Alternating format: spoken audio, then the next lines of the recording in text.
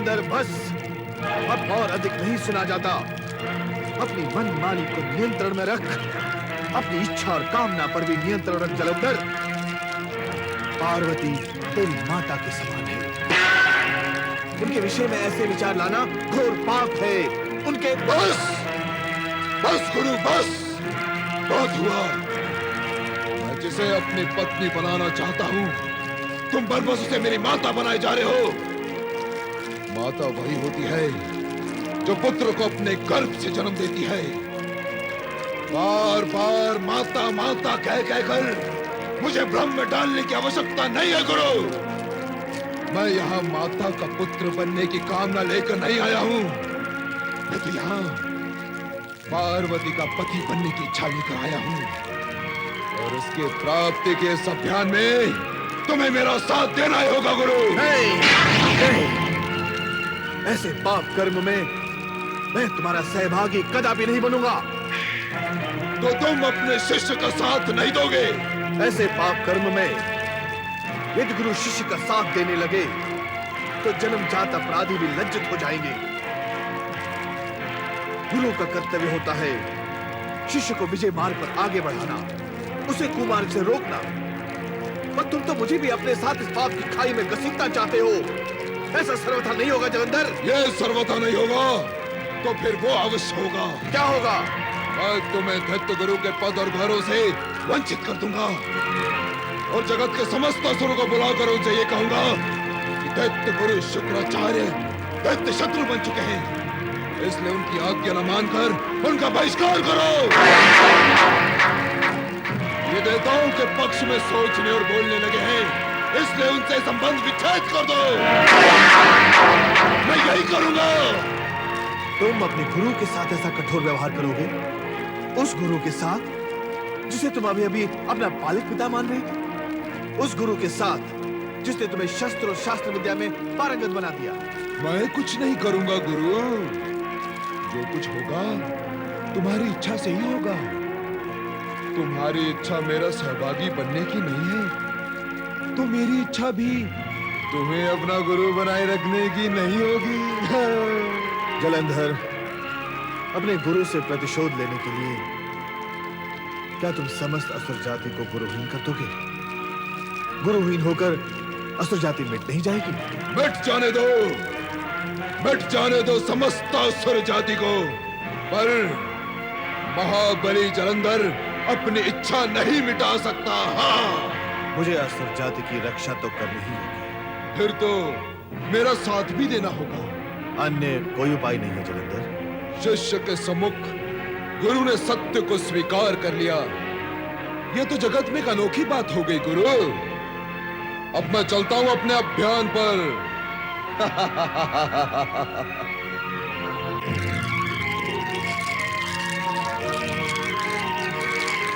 ये आपने मुझे किस धर्म संकट में डाल दिया शिवशंकर? तुम्हारी इस दीर्घ मुस्कान का क्या कारण है देवी? आज आपका ध्यान समाधि में नहीं है, इसलिए मेरा प्रसन्न होना स्वाभाविक है स्वामी। हमारी समाधि का तुम्हारी प्रसन्नता से क्या संबंध है देवी? स्वामी, आज आपके समाधिस्थ न होने के कारण आपको अवकाश है, समय है, इसीलिए मैं आपसे कुछ अपने मन की बात कह सकूंगी। कहो, क्या कहना चाहती हो? ये बताएं प्रभु, लक्ष्मी देवी और श्री हरि विष्णु जलंधर के अतिथि बन चुकने के बाद अब देवताओं के शुभ चिंतक रहेंगे या नहीं? नहीं। जलंधर के विषय में चर्चा हुई है तो ये भी सुन लो, कैलाश निवासिनी पार्वती, अब तुम्हें जलंधर के महल में महारानी बनकर रहना होगा। मैं इस समय यहाँ यही प्रस्ताव लेकर आया हूँ। अरे दुष्ट राहुल, श्री हरि विष्णु के सुदर्शन चक्र से कटकर भी तूने पापाचार और अनाचार त्यागा नहीं। अब क्या तू हमारे क्रोध से भस्म होने यहाँ आया है? पहले मैं इसी भय से भयभीत हुआ था, किंतु फिर ध्यान आया मैं अमृत पीकर अमर हो चुका हूँ। इच्छा करने पर भी आप मेरा कुछ भी अहित नहीं कर पाएंगे। मुझ पर क्रोध करना व्यर्थ होगा महादेव। मैं तो केवल महाबली जलंधर का संदेश प्रस्ताव लेकर यहाँ आया हूँ। और सुंदरी पार्वती, तुम भी सुनो। इस हिम शीतल कैलाश से दैत्यराज जलंधर का राजभवन कहीं अधिक सुखमयी है। वहाँ आप दैत्यों की सम्राज्ञी बनकर रहेंगे।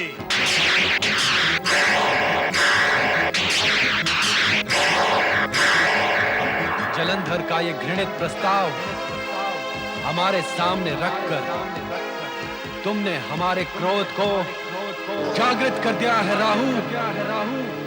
अब जाकर दुष्ट जलंधर से कहना कि ये विचार त्याग दे, अन्यथा हमारे क्रोध का भाजन बनेगा, जिसका परिणाम महाभयंकर होगा।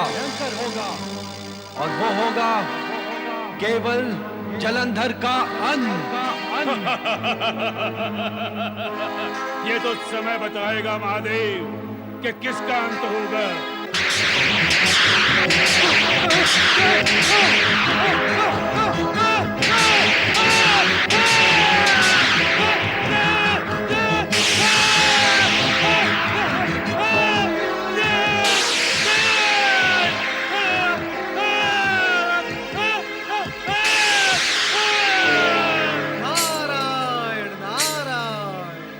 असुर सम्राट जलंधर की, असुराधिपति जलंधर की, असुर सम्राट जलंधर की, महाबली जलंधर की, असुर सम्राट जलंधर की। महाबली, मेरी रक्षा करो महाबली, मुझे बचाओ महाबली, मुझे शिव के क्रोध से बचाओ महाबली, मेरी रक्षा करो महाबली। तूने तो अमृत को भी विष कर दिया। अमृत पी लेने पर भी मृत्यु से डरकर कायरों के भांति चित्कार करता है। जिस जलंधर के सम्मुख आते हुए भय भी भयभीत होता है, उसके सम्मुख आकर तू भय से भयभीत क्यों हो रहा है? पर महाबली, राहु, हमारे सामने आने से पहले ये पर और परंतु समुद्र में फेंक कर आया करो। हमारे राज्य में शिव और उसका क्रोध प्रवेश नहीं कर सकता। अब कहो, क्या समाचार लाए हो? महाबली, मैंने जब आपका प्रस्ताव वहां सुनाया तो शिव पार्वती दोनों ने सुनकर रुद्र रूप दिखाया और आपके प्रस्ताव को ठुकराकर क्रोधाग्नि मेरे पीछे छोड़ दी। मेरा विचार है कि आप पार्वती को पाने का विचार ही त्याग दें। हम क्या एक भयभीत और कायर के विचार से कार्य करेंगे? दुर्बुद्धि! विचार तो बलवान का माना जाता है, कायर का नहीं। हमें मंत्रणा देने की दृष्टता तो स्वयं गुरु शुक्राचार्य भी नहीं करते। तो तूने इतना साहस कैसे जुटा लिया कि हमें विचार पर विचार करने की मंत्रणा दे? महाबली, जो विचार नहीं करता वो अनाचार, पापाचार और अत्याचार करने लगता है। राहु, अपने शब्दों को विराम लगा, नहीं तो कहूंगा, अवश्य कहूंगा। विचार नष्ट होने से बुद्धि भ्रष्ट होती है, बुद्धि भ्रष्ट होने से जीवन नष्ट होता है, जैसा कि मेरे साथ हुआ। अब आपकी भी यही गति होगी। अब और अधिक आपका साथ देकर अपने आप को संकट में नहीं डालूंगा।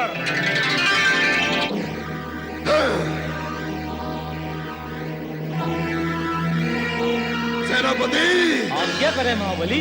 तुरंत कैलाश पर आक्रमण करने की तैयारी करो। जैसी आपकी आज्ञा महाबली। और गुरु शुक्राचार्य से जाकर कहो कि हमारे इस कैलाश विजय अभियान में तुरंत सम्मिलित हो।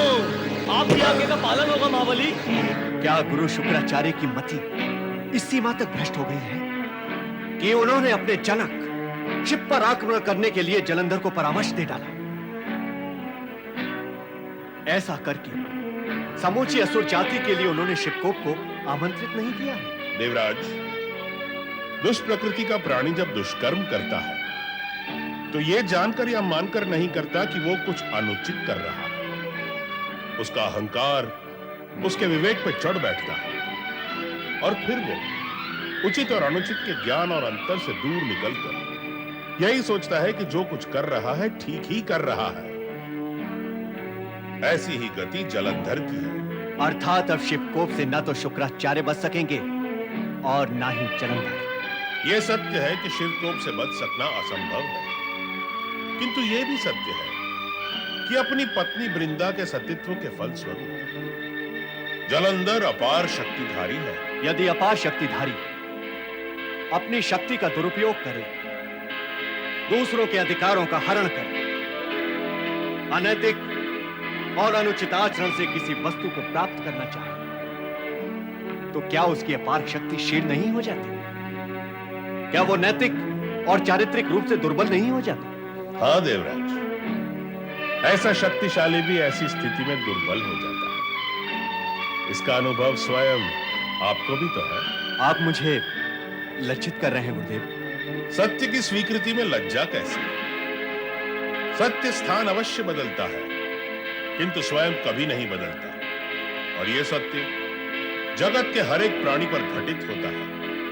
मैं, तुम, जलंधर अथवा अन्य कोई भी जब अपनी शक्ति का दुरुपयोग करके दूसरे के लिए कष्ट का कारण बनते हैं, तो यही कष्ट देने की भावना सिर पर बैठकर हमें दुर्बल बनाती है और हम स्वयं कष्ट में आ जाते हैं। देखना, यही गति जलंधर की भी होगी।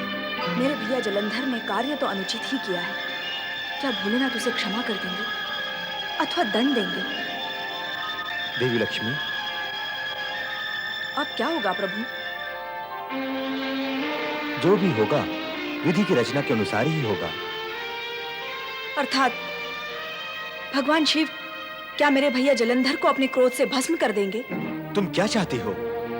वो तुम्हारा भाई है, इसीलिए भगवान शिव कैलाश पर उसका स्वागत करते हुए पार्वती को सहर्ष उसे सौंप दे और उससे कहें कि पार्वती मैं तुम्हें सौंपता हूं, भस्म मैं किसी और को कर दूंगा, क्योंकि तुम लक्ष्मी के भाई हो। यही चाहती हो तुम? मेरा अभिप्राय ऐसा तो नहीं है। तो फिर क्यों चिंतित हो अपने उस भाई के लिए जो महापाप और दुष्कर्म के लिए सचेष्ट है? क्यों डूबी हो शोक में अपने उस महापात की भाई के लिए जिसे न तो बहन बहनोई की लाज है और न ही महाशक्ति का मान सम्मान? धरती के प्राणी इसी कारणवश तो दुखी हैं। जगत में इसीलिए तो अशांति है। मानव का चरित्र इसी कारण से ऊपर नहीं उठ पा रहा है। नैतिकता और मर्यादा इसीलिए तो सीमाएं लांघ चुकी हैं। किस लिए प्रभु, किस लिए? ये सब आप किस विषय में कह रहे हैं? स्पष्ट है कि तुम्हारे और जलंधर के विषय में कह रहा हूं। जब एक भाई किसी की पत्नी पर कुदृष्टि डालता है तो बहन को दुखी होने की क्या आवश्यकता है? उसे तो क्रोधित होना चाहिए। उसे विधाता से प्रार्थना करनी चाहिए कि उस महापापी को धरती से उठा ले। यदि ऐसा हो तो पापी पाप करने में संकोच करेगा, किंतु ऐसा होता नहीं। जब ऐसा नहीं होता तो किसी की बहन, पत्नी और पुत्री पर कुदृष्टि डालने वाला अपने बहन और संबंधी के मौन को अपने कुकर्म की सहमति मानकर प्रोत्साहित होता है और आगे चलकर प्रोत्साहन का यही मार्ग प्रकृति के संकेत पर मृत्युलोक की ओर मुड़ जाता है। नहीं प्रभु, नहीं।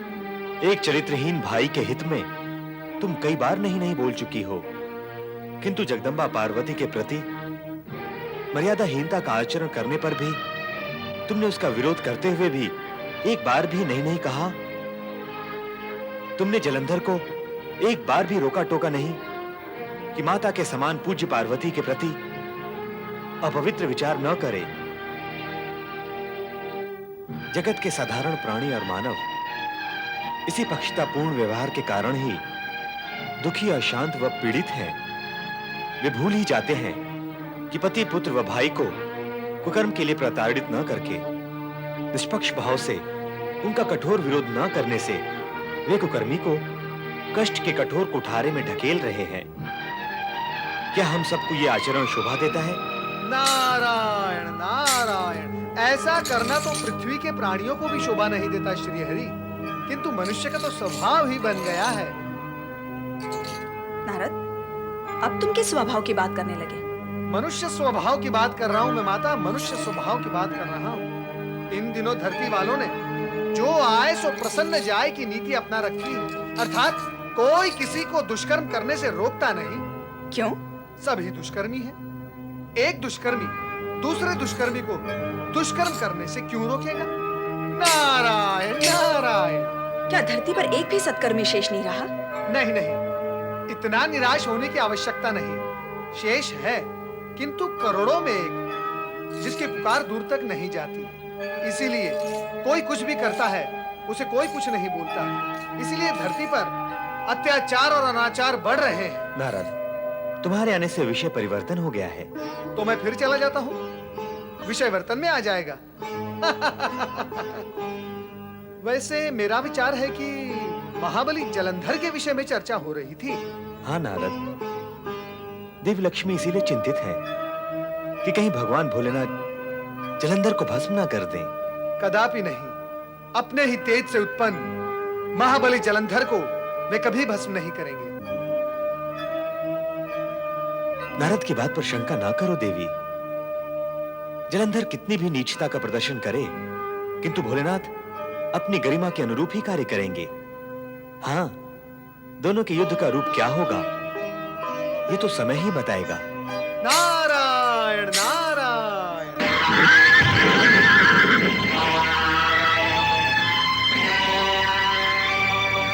नेत्रा जलंधर की नेत्रा जलंधर की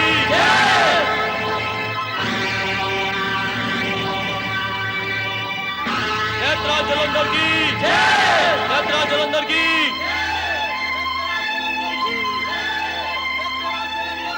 स्वामी, कैलाश पर पहुंचने से पूर्व ही इन्हें नष्ट कर दें। जलंधर को कैलाश तक पहुंचने दो। उसकी धृष्टता का दंड उसे अवश्य मिलेगा।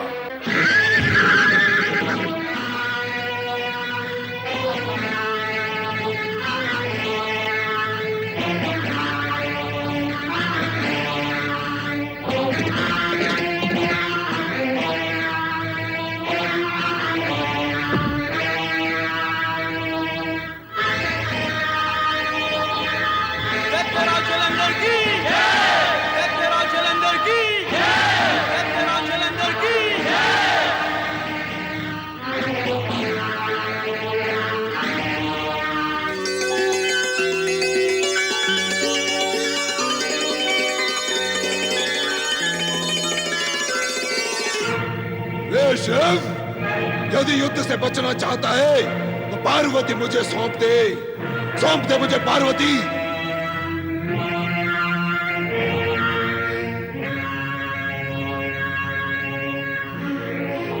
आप मौन क्यों हैं स्वामी? शुक्राचार्य, तुमने हमारी ही आराधना करके महामृत्युंजय मंत्र की सिद्धि प्राप्त की है। हमारे उस वरदान और उपकार का क्या यही प्रत्युत्तर है? दैत्य गुरु होने के कारण मैं विवश और असहाय हो गया हूँ महादेव। सावधान शुक्राचार्य, यदि तुमने इसी समय इस दुष्ट का साथ नहीं त्यागा तो मैं तुम्हारी सारी सिद्धियां इसी समय नष्ट कर दूंगी। ऐसा न करें माते, ऐसा न करें। अरे दैत्य के गुरु महाबली जलंधर तुम्हारे साथ है, फिर भी सूखे पत्ते की तरह कांप रहे हो तुम। गुरु का इस भांति भयभीत होकर अपने निर्भय शिष्य को अपमानित करना क्या शोभा देता है? नहीं नहीं, पर मैं केवल महादेव, आज तक कभी ऐसा नहीं हुआ कि आपने किसी को वरदान देकर वापस लिया हो। माता पार्वती भी मेरी सिद्धि को नष्ट नहीं कर सकती। महादेव, मैं दैत्य गुरु हूं, इसलिए जलंधर का साथ देना मेरा अभीष्ट है। हाँ गुरुदेव, अपने सीमा में आते ही तुम्हारे शरीर का कंपन थम गया है, शांति आ गई है तुम में। तुम भी कुछ कम शक्तिशाली नहीं हो जलंधर। आक्रमण करके अपनी मनोकामना पूर्ण करो।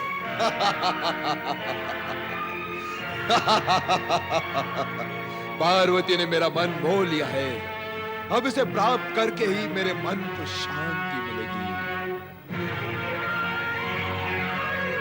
तुमने जलंधर की बुद्धि भ्रष्ट करके हमारे कोप को जागृत किया है शुक्राचार्य। अब तुम इसके दुष्परिणाम से बच नहीं सकते।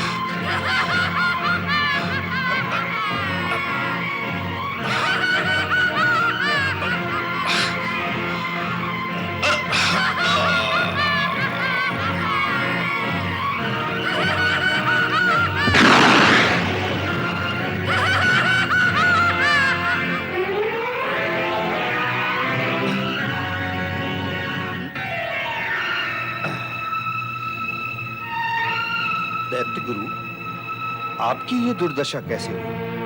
दुष्टों का साथ देने का परिणाम तो कष्टों में ही होता है समुद्रदेव। मैंने दुष्ट जलंधर का साथ दिया तो परिणाम भी मुझे ही भोगना होगा, कोई दूसरा तो नहीं भोगेगा। अच्छा हुआ भगवान शिव ने दया करके मुझे जलंधर से दूर कर दिया, अन्यथा शिवकोप से तो मैं नष्ट ही हो जाता। हे शिव शंकर, आपका ये उपकार मैं कभी नहीं भूलूंगा, कभी नहीं। शुक्राचार्य, अभी आप कुशल हैं, आप अपने आश्रम लौट जाइए। आओ सुंदरी, मेरे समीप आओ, मेरी रानी बनकर स्वर्ग से भी अधिक सुख भोगो।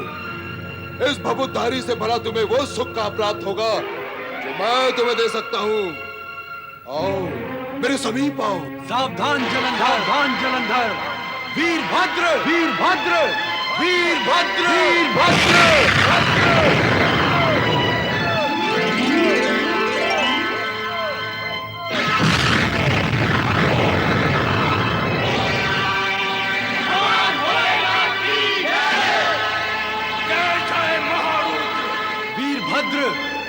पार्वती पर कुदृष्टि डालने वाले इस जलंधर को समाप्त कर दो।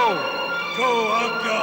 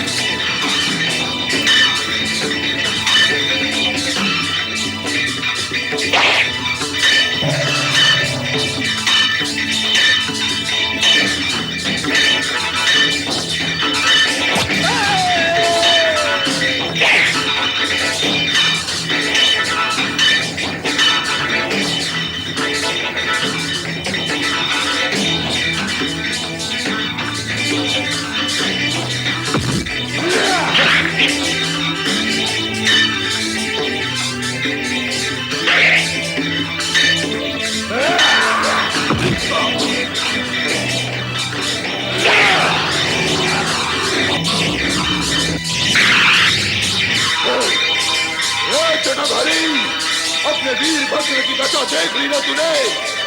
यदि तुझमें साहस है तो स्वयं आकर युद्ध कर मुझसे। आजा दुष्ट जलंधर।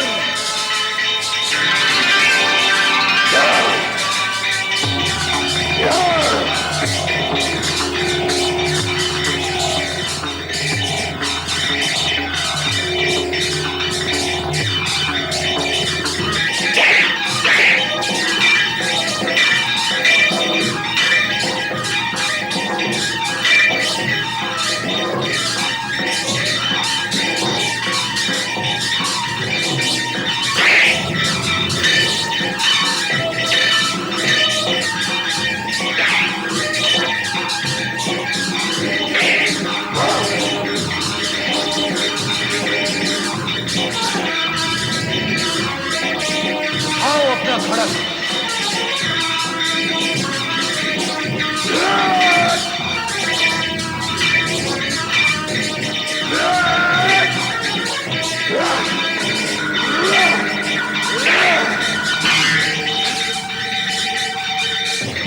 खड़क उठाओ।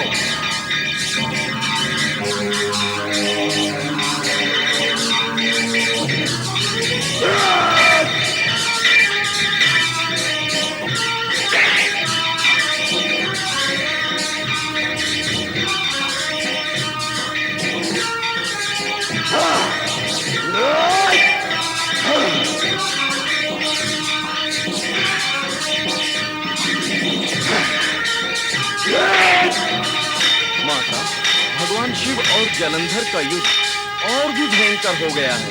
न जाने क्या परिणाम होगा। परिणाम हमारे पक्ष में ही होगा नंदी।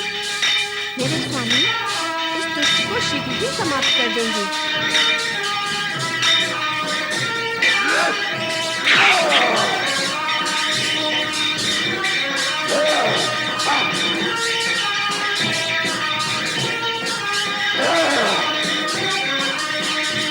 भगवान भोलेनाथ की जय।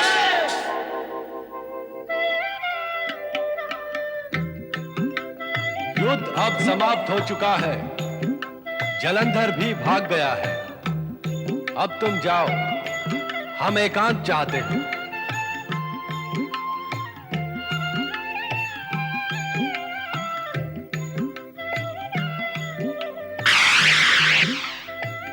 स्वामी क्या हुआ? आप पीछे क्यों हट गए?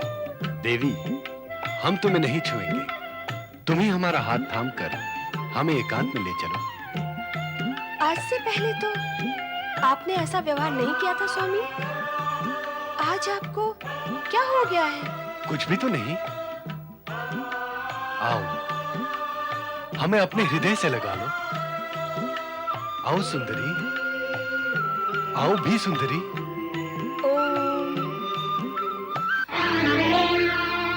आओ सुंदरी।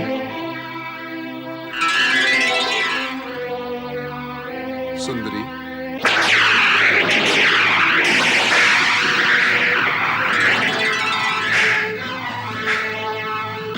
मायावी, दुष्ट, जलंधर, अब तेरे जीवन की श्वासें समाप्त हो चुकी हैं।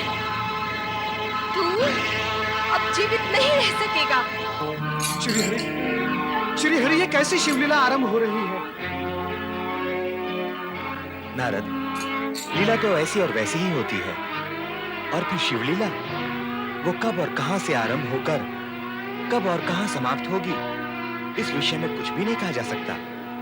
क्योंकि उनकी लीला अभी गतिमान है, गंतव्य तक नहीं पहुंची है। जब पहुंचेगी तब सुखद परिणाम लेकर ही पहुंचेगी। अतः हम सबको उसकी प्रतीक्षा करनी होगी। श्री हरि विष्णु, श्री हरि विष्णु, श्री हरि विष्णु।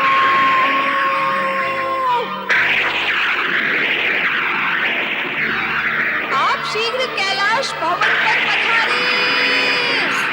श्री हरि, माता पार्वती आपको बुला रही है। लगता है कुछ अघटित घट गया है। हम तुरंत वहां पहुंच रहे हैं। ओम नमः शिवाय।